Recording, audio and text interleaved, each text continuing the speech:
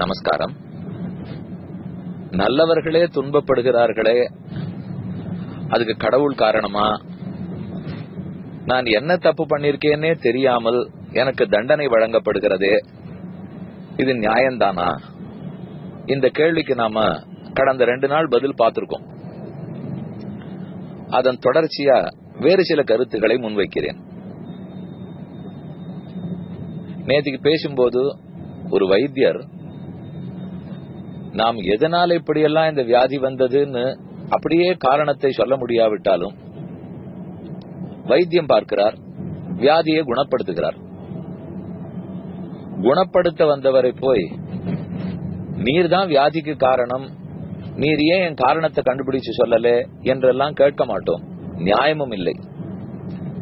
அத போல பகவான் வைத்தியராக இருக்கிறார். எப்ப ஒருத்தருக்கு ஒரு வியாதி வந்திருக்கோ அதற்கு காரணம் தன்னிடத்தில் தான் இருக்க வேண்டும். காரணம் கண்டிப்பா வைத்தியரிடத்தில் இருக்க முடியாது அப்படிங்கிற அளவுக்கு நேற்றுக்கு சொன்னேன். இப்ப வைத்தியருடைய நிலை மட்டும் இல்ல, பகவானுக்கு அதுக்கு மேல ஒரு நிலை இருக்கு. ஒரு போலீஸ் காவலாளுடைய நிலையும் இருக்கு. ஏதேனும் தப்பு நிகழ்ந்தால் காவல்துறையால ட்ரீட்மெண்ட் பண்ண முடியாது, ஆனால் கண்டிப்பா அவர்களை பிடித்து தண்டனை கொடுப்பார்கள். அது நீதிமன்றத்தில் போய் தண்டனை வாங்கிடுறோம். அந்த ரோலும் பகவானுக்கு இருக்கிறது. அப்படின்னா நாம என்னென்னலாம் பாப புண்ணியங்களை செஞ்சிருக்கோமோ அதற்குரிய பாபத்துக்குரிய தண்டனை, புண்ணியத்துக்குரிய நன்மை, சுகம் இவற்றை கொடுக்கும் ஒரு மேற்பார்வையாளராகவும் இருக்கிறார். ட்ரீட்மெண்ட் பண்ணணும்னு வரச்சே வைத்தியரா இருக்கார். அதனாலே அவரை குற்றம் சொல்ல முடியாது. ஏன்னா குற்றம் எங்கிட்ட இருக்கு, வைத்தியர்கிட்ட இல்ல. தண்டனைன்னு கொடுக்க வரும்போது போலீஸா இருக்கார். போலீஸுகிட்டையும் குற்றம் இல்லையே, எங்கிட்ட தானே குற்றம் இருக்கிறது. அப்ப இந்த 2 ரோலும் பகவானுக்கு இருக்கு. இதை தவிர 3வது பாருங்க, வைத்தியரும் தப்ப மன்னிக்க முடியாது, போலீஸ்காரனும் தப்ப மன்னிக்க முடியாது. வைத்தியரும் செய்ய முடியாது, போலீஸ்காரரும் செய்ய முடியாது. ஆனா பகவானிடத்தில் இன்னொரு ரோல், இந்த தப்பு நடந்துவிட்டால் அத தப்புன்னு நான் ஒத்துக்கொண்டால் அதை மன்னிக்கவும் செய்கிறாரே. ஆமா, நான் தப்புன்னு ஒத்துக்கிறேன் என்னால், ஆனா ஒத்துக்கிறதுக்கு எனக்கு தப்பே தெரியாது இல்லையா? அதான உங்க கேள்வியே. நான் எது தவறுன்னே தெரியாதே, அப்ப எப்படி ஒத்துக்கொள்ளனால்? இப்படி வச்சுங்களேன், காரணம் இருந்தா தான், காசு இருந்தா தான் எஃபெக்ட் இருக்க போறது. நான் படுறேன்னு தெரியறது. இப்ப நம்ம 3 நாளா பார்த்ததுல நம்ம படுறதுக்கு காரணம் நாமன்னு தெரியறது. இந்த இடத்துல நீங்க உடனே ஆட்சேபிப்பீள், அதைத்தானே நாங்க படுறதுக்கு காரணம் நான் இல்லேன்னு சொல்லிட்டு இருக்கேன்னால் வீண் வித்தண்டாவாட்டம். ஏன்னா நன்னாவே தெரியும் எல்லாருக்கும், எந்த காசு இருந்தாலும் எஃபெக்ட் ஒரு இடத்துல காசு ஒரு இடத்துல இருக்கவே முடியாதுன்னுட்டு அத உலகம் முழுக்க ஒத்துனுட்டு சயின்ஸ் மேத்தமேட்டிக்ஸ் எல்லாத்தையும் படிச்சுட்டு இங்க மட்டும் ஒத்துக்கலேன்னு சொன்னால் ஒத்துக்க விருப்பம் இல்லைன்னு அர்த்தம். அவ்வளவுதானே தவிர உள்ளம் கண்டிப்பா அதை ஒத்துக்கும். ஆனா வெறுமைக்கான பேசணும். எப்பவுமே மக்களுக்கு ஒரு வழக்கம் என்னன்னா, தங்கிட்ட இருக்கிற குற்றத்தை பொறுத்தியார் தலையில வச்சுடணும். அது யாரான ஒருத்தர் ஆப்பிடுவார், அவர் பேசக்கூடாது, கடவுள் பேச மாட்டார் இல்லையோ, அதனால அவர் தலையில வச்சுட்டா யார் பேச போறா? அந்த தைரியத்துல வேணா நம்ம பண்ணிட்டு இருக்கலாமே தவிர கண்டிப்பா உள்ளூர தெரியும் யாருக்கிட்டயோ காரணம் இருக்கிறதுக்கு எங்கிட்ட காரியம் வராது. கடவுள் ஏதோ தண்டிக்கணும்னு நினைச்சாலாம் நான் தண்டனை வாங்க முடியாது. அவர் பண்ண தப்புக்கு எங்கிட்ட தண்டனையும் இல்லை. இது தயவுசெய்து நன்னா புரிஞ்சுப்போம். இத பத்தி ஒரு நாள் தனியா விளக்கமா சொல்றேன். அப்போ உங்களுக்கு அதை பத்தி தெளிவு ஏற்படும். ஆகவே இப்போ போலீஸ்காரரா இருந்து தண்டனையும் கொடுக்க வேண்டியிருக்கு, வைத்தியரா இருந்து ட்ரீட்மெண்ட்டும் பண்ண வேண்டியிருக்கு. ஆனா இவ 2 பேராலையும் ஒண்ணு முடியாது, மன்னிக்க முடியாது. ஒரு குற்றம் நடந்துடுத்துனால் போலீஸ்காரராலே தண்டனை வாங்கித்தான் கொடுக்க முடியும். குற்றம் பண்ணிருக்கார், ஆனா பரவாயில்ல நீங்க பார்த்து மன்னிச்சு விட்டுடுங்க அப்படின்னு நீதிமன்றத்துல வாதாட முடியாதே. ஆந்தனி குற்றம் தானே வாங்கி கொடுப்பா. ஆனா பெருமானுக்கு இருக்கிற கருணை உள்ளம் தாராளமா மன்னிக்கிறார். இது தப்புன்னு தெரிஞ்சுட்டோம்னா மன்னிக்கிறார்.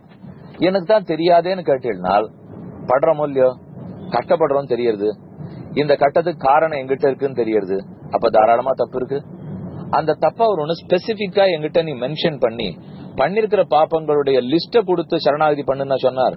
சொல்லவே இல்லையே. மொத்தமாவே பொதுவா இன்ன தவறு நடந்திருக்கு. ராமானுஜர் என்னன்னு பிரார்த்திக்கிறார்? இப்போ அவர் எந்த தப்பும் பண்ணாட்டா கூட அவர் என்ன சொல்லி கேட்டுக்கிறார்? அகிருத்தியகரண கிருத்தியாகரண பகவத் அபச்சார பாகவதாபச்சார அசக்கியாபச்சார நானாவித அபச்சாரம் இத்தனை அடியம் பட்டிருக்கேன். இது இத்தனையும் தேவரீர் பொறுத்தருள வேண்டும் என்று பிரார்த்திக்கிறார். இப்ப நம்ம வாதத்துக்காக எல்லா தப்புக்கும் பகவான் தான் காரணம்னால், அப்ப ராமானுஜர் தப்பு, சங்கரர் தப்பு, வியாசர் தப்பு, சுகாச்சாரியர் தப்பு. ஆச்சரியம் என்ன தெரியுமோ, இவர்களெல்லாம் நம்ம கும்பிட்டு இருப்போம், இவர்களையெல்லாம் வணங்கிட்டு இருப்போம். ஆனா அவர்கள் பண்ணதெல்லாம் நமக்கு சரியா படாது. நமக்குன்னு ஒரு தனி வழி கல்பிச்சுட்டு இருந்தோம்னால் இதுதான் முரண்பாடு. நமக்கு நாம் பொறுப்பை ஏற்றுக்கொள்ள தயாராக இல்லாத முரண்பாடு. அதுதான் இங்க திரும்ப திரும்ப நடக்குது.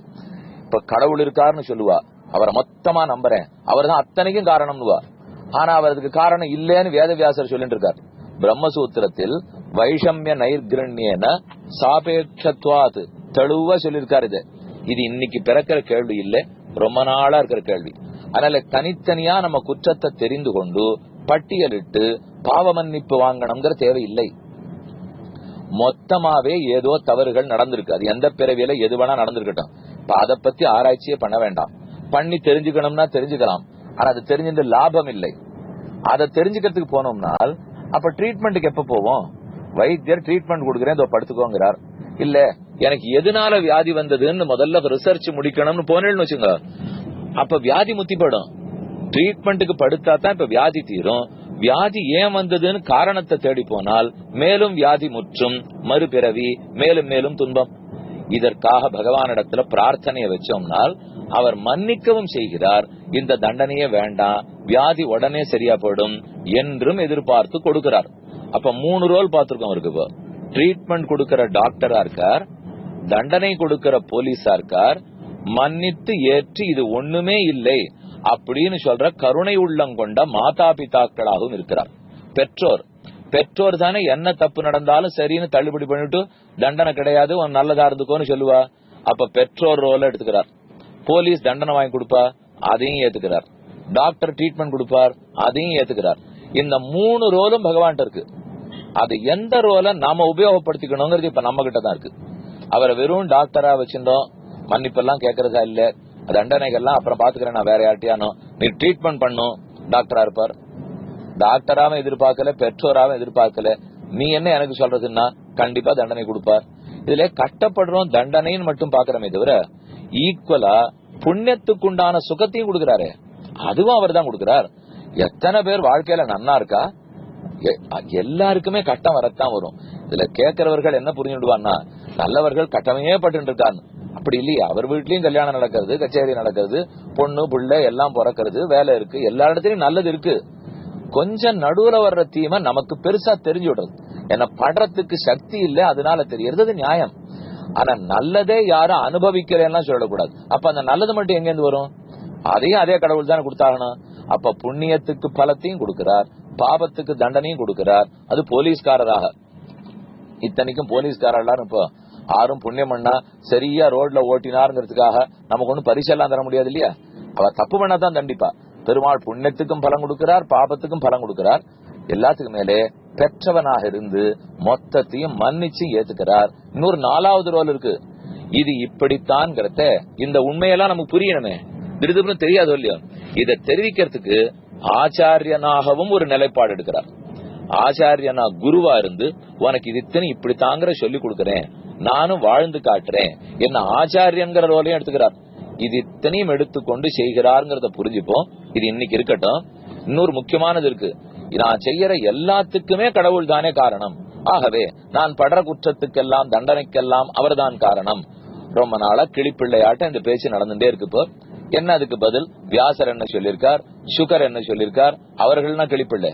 நம்ம சொன்னாலும் அவ சொன்னது என்னன்னு பார்க்கணும் இல்லையோ, காத்திருந்து கேட்போம். ஆடியோ பிராட்காஸ்டை உங்களுக்காக வழங்குபவர் ஸ்ரீ வேலுக்குடி கிருஷ்ணன் சுவாமி. இந்த ஆடியோ பிராட்காஸ்டை தினமும் உங்கள் மொபைலில் பெற முதலில் 9443219021 என்ற எண்ணை உங்கள் மொபைலில் சேவ் செய்யவும். பிறகு இந்த எண்ணிற்கு ஒரு வாட்ஸ்அப் மெசேஜ் அனுப்பவும். தினந்தோறும் இந்த ஆடியோ பிராட்காஸ்டை கேட்டு மகிழவும்.